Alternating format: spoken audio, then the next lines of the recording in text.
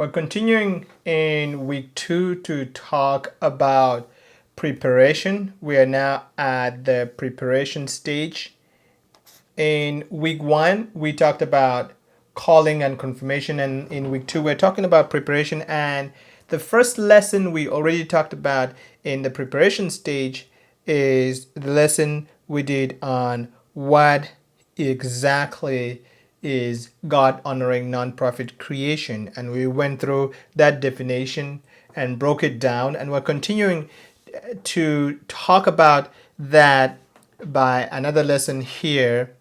And this lesson is going to be on why you should start a nonprofit. It's going to be on why you should start a nonprofit. That's the lesson for today.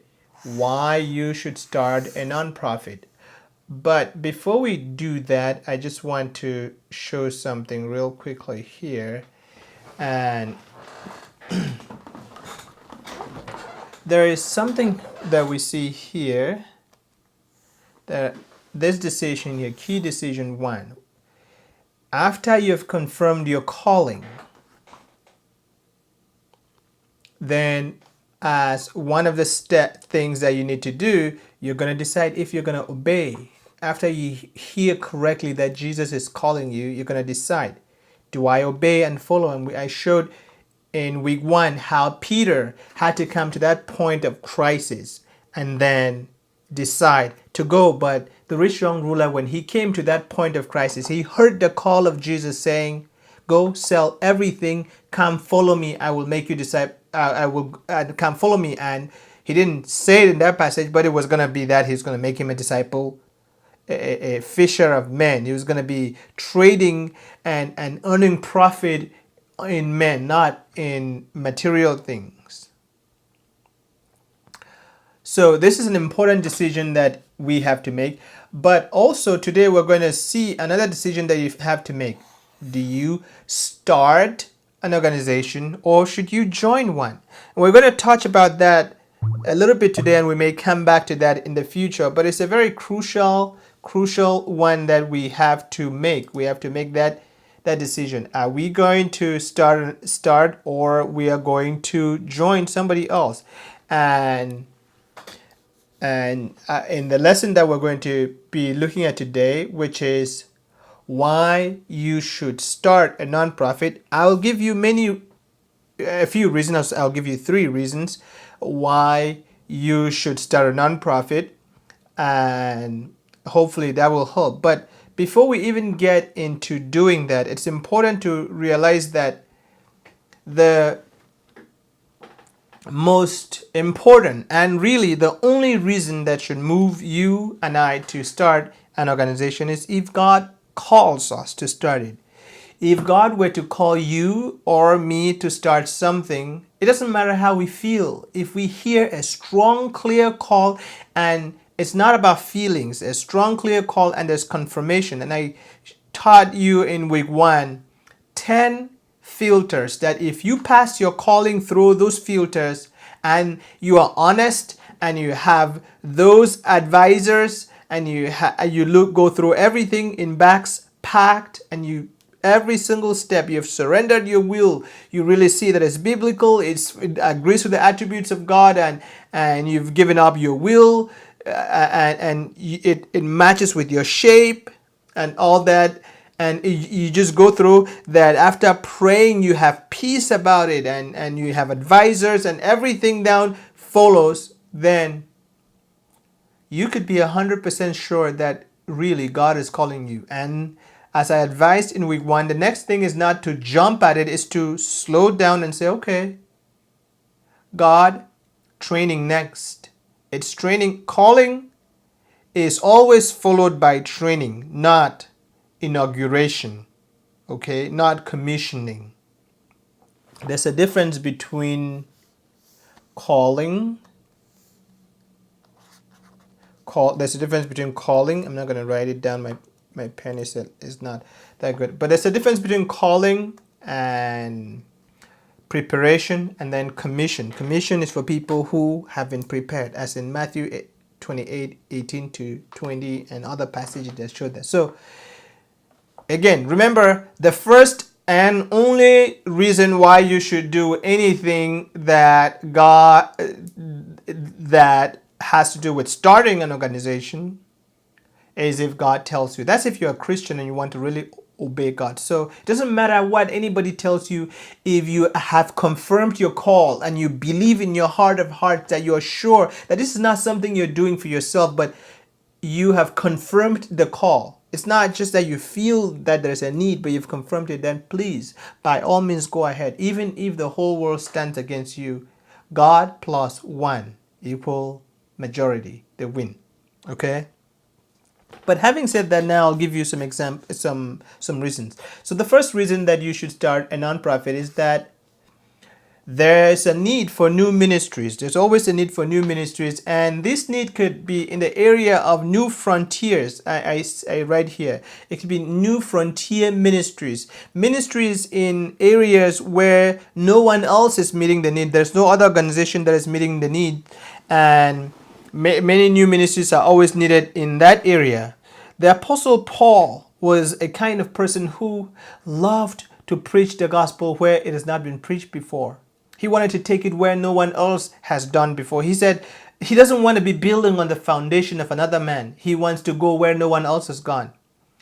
Even in the area of orphan care and in the area of any other Christian ministry that you start, there are places where no one else has gone, where the love of God is needed there, that the gospel message, the redemption and restoration of message of the gospel and the action, the incarnation of Christ, you going and being a Christ and doing his will there is needed. So there are frontiers where somebody needs, where ministries are needed. There are thousands of people groups all over the world today that do not have a significant presence. Many have never heard the gospel. Perhaps God could send people there to go and be straight up missionaries who is their role. That is, they just go and they preach the gospel and do just like missionaries did. But God could also send a missionary there who goes to serve the poor in that area, and then he wins their hearts, and then the message follows you serving their physical needs. Those are ministries in new frontier areas. Another kind of new frontier is just something that nobody else is doing. Austin Bible Institute was started following that kind of need. Yes, in the 21st century that we live right now, I was amazed that about 2 years ago, after we were frustrated trying to find a place where people could go who were working in our ministry that was focused on orphan care and get trained and get college level training and get a certificate or degree that is in orphan care and management. There's over 150 million orphans worldwide, and that doesn't even include many of the ones that are on the streets or that are in slavery and things like that. And those are millions more, and there are many other underprivileged children like that. But there was no organization that was training people. There was no university, no institution.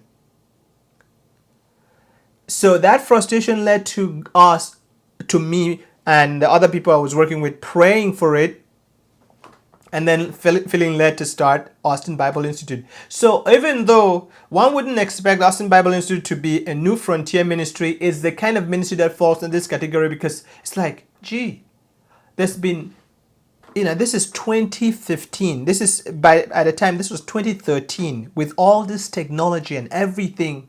And we knowing, orphans are everywhere, but no one is training anyone to do anything for it. It's like, gee, somebody needs to do something to help people so they don't go to the mission field and hurt orphans. And so there are ministries that God is going to identify to you like that, of needs that no one else is meeting. Those are needs that you could pray, and if God is opening your eyes like that, calling you to it, and it confirms your calling, then you should step and do it. So those are new frontier ministries. Okay.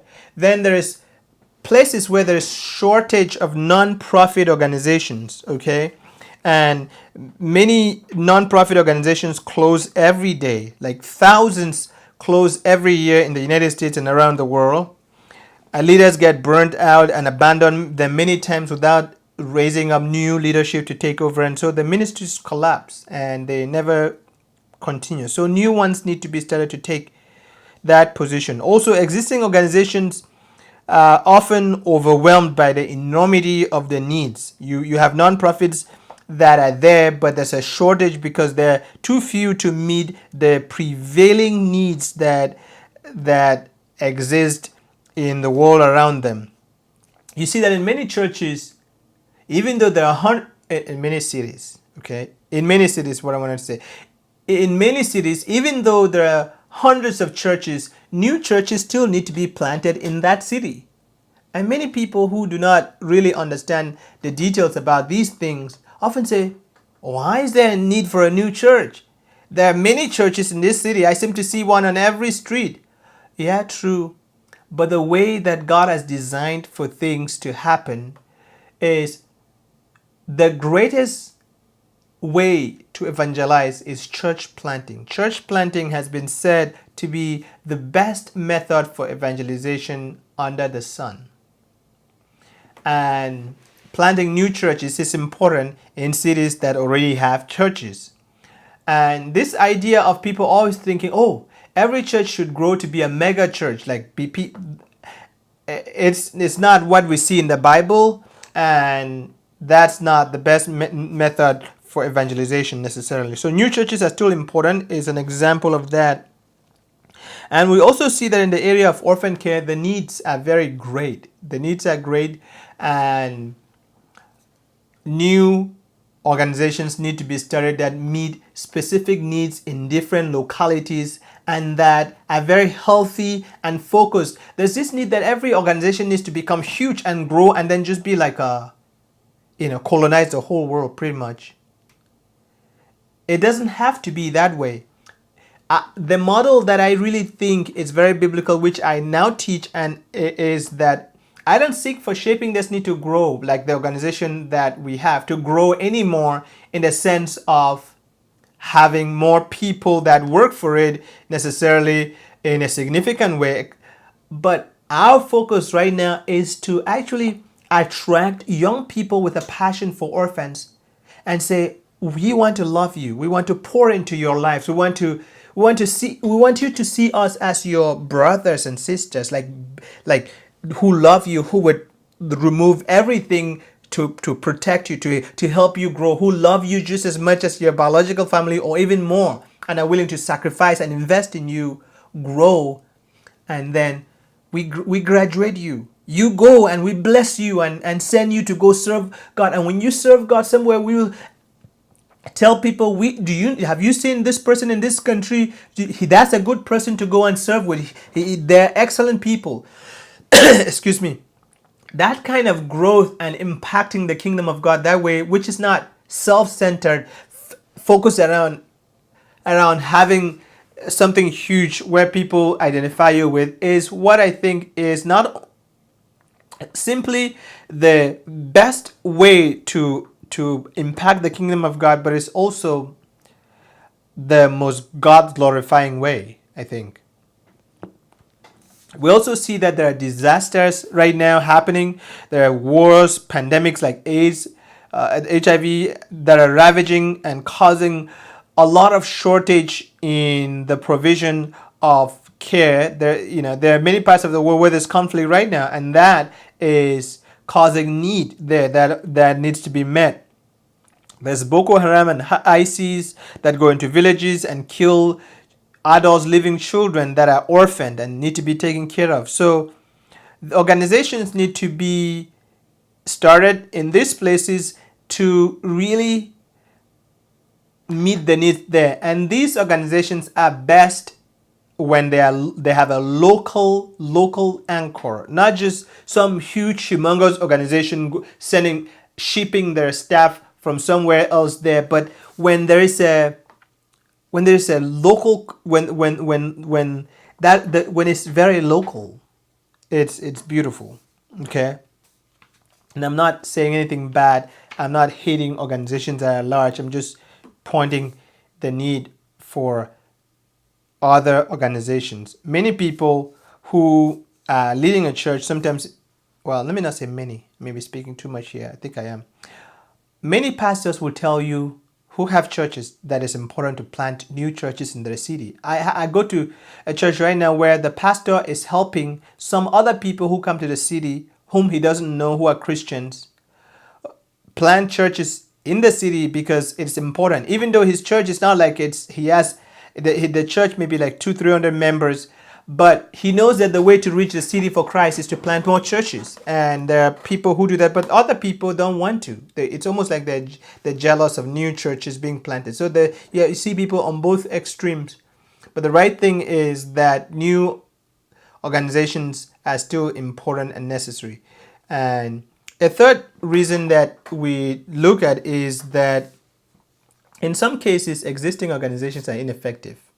This point C here, and new ones need to be started. We see this in the case of Jesus in the New Testament. When Jesus came, it wasn't like there wasn't a temple. It wasn't also like the Pharisees and the Sadducees weren't there. There was a religious people there, but it wasn't the effective one. They were not the right kind. So Jesus and John the Baptist basically brought something new that was different from the old ineffective gospel that, in quotes, that was being preached by the Pharisees. So there is a time where God raises up a younger organization because the ones that are present aren't doing the job right, or they aren't meeting the need as they should. Okay, that's also important to remember. And ministries are like people. Okay, remember this: ministries are like people. They're so different, and God gives different gifts to different ministries. That's something powerful and important for you to remember. God gives different gifts to different ministries, just like God gives different talents and gifts to many different many different people. He gives them to many different organizations. So you need many different organizations so that the body of Christ can be whole and fully taken care of. Do you understand? I think that's important to remember, because there's a stigma that some people usually try to bring around the idea of starting a new non-profit organization. It's like, aren't there many that you could join? And there are many that you could join, and you should consider joining others. I have written blog posts about this, and I've preached and taught like this, that people ought to stop first and examine and see if the call is to start or to join, because many times the call is to join. But when the call is to start, by all means, and there is actually need for people starting, which I just don't advise that the person who's called not to start should start. I pray that God will bring all the people that need to be starting and redirect those that need to be joining so that the whole thing works. Because if you start, aren't you going to expect somebody else to join? You would. Then if you are supposed to be joining, you are starting, expecting somebody else to join when you were supposed to join. But if you are indeed called to start, then by all means start, because it's not about you, it's about God. If you are supposed to join, by all means join, because it's not about you, it's about God. That's the way it works. The one who starts is not better than the one who doesn't start.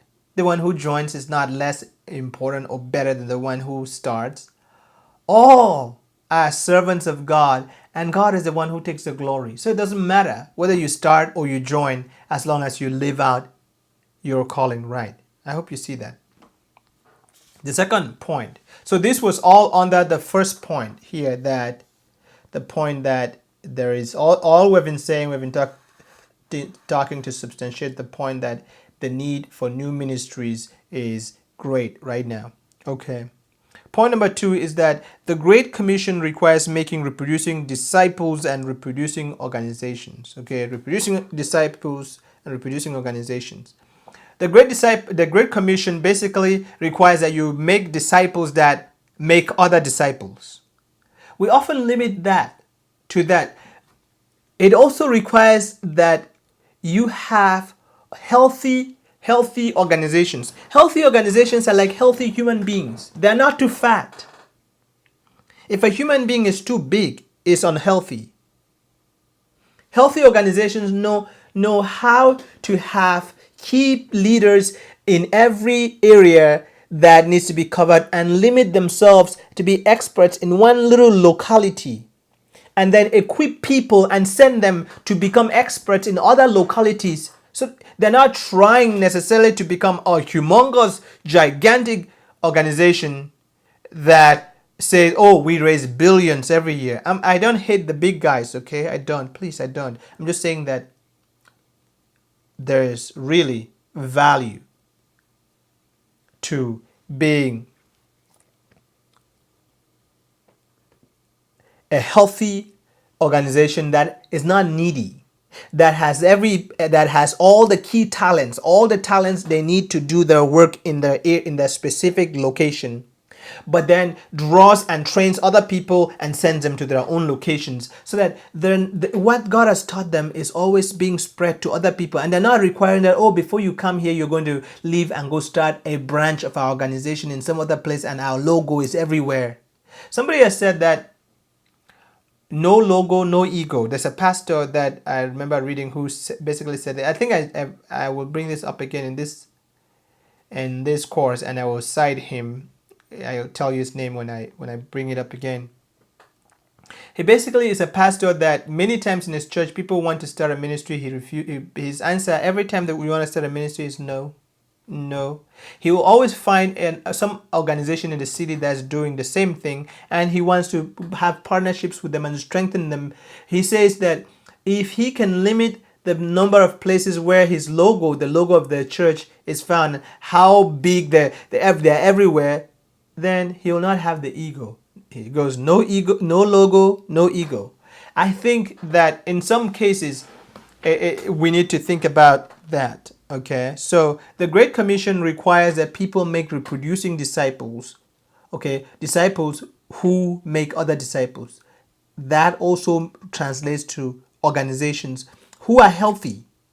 If you are supposed to be taking care of orphans in a specific community, you are healthy, you have all you need to take care of orphans in that community. You don't necessarily have to then extend your community until it covers the whole world. Like you keep going the next door until you've covered the whole world.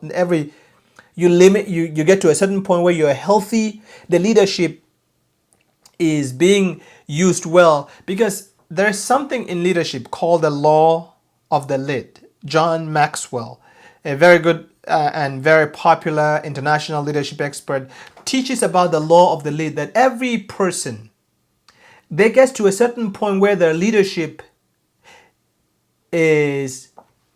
level, it's like a lid to how effective they can become. And so when you have leaders who are not capable, whose leadership is a certain level, you cannot grow an organization or anything under them to grow past a certain level. And I think it's best to know that even if you're an amazing leader, your leadership ability is not infinite, so that you cannot grow an organization that just grows almost infinitely, almost keeps going.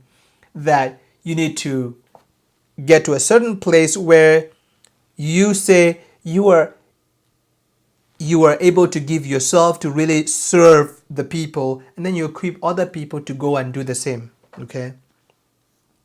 The third and last point is that there are certain advantages to non-profit startups. And this is the same too, exactly the same for business startups. In the world of business, they often talk about elephants and smaller animals. Like the large, gigantic corporations are like elephants. They move very slowly. Okay, and you want the smaller organizations, smaller businesses have an agility. They are quick. They can respond to needs, to changes very quickly. They can respond to their customers, so they can respond to the need that they're supposed to meet in a very quick way. They don't have too much bureaucracy. Like big organizations, everything needs a board meeting. Pretty much, they often are organized in very rigid fashion where things have to go so many levels and it could take time. It's like a government. Try doing anything with the government and see how bureaucratic it is. Smaller organizations are very agile. Again, they grow faster. It's also proven when an organization is small, it grows faster. It grows faster until it gets to some kind of peak. And they do better evangelism. Again, they're more flexible. And those advantages are important. Jesus and the model of disciple making that you see in the New Testament is small house churches. Okay, it's small house churches, not mega churches. I don't think the Bible is against mega churches in because they're mega churches. It's just that in this case, there's another option, and there are advantages to small startups over huge organizations. Hopefully, this provide you some reasons to go out and pray and make sure that you confirm your calling, but reasons to know that yes, the desire I've been having, there's a need out there. And then confirm your calling. If God really calls you, I pray that you take more classes through Austin Bible Institute so that we get to pour into you. And we at Austin Bible Institute, we believe in this cause. And we tell every student that comes through Austin Bible Institute who really is willing to give everything, that we can often help them find ways to support them to be able to take classes and continue to learn and grow so that they can go out and really serve God.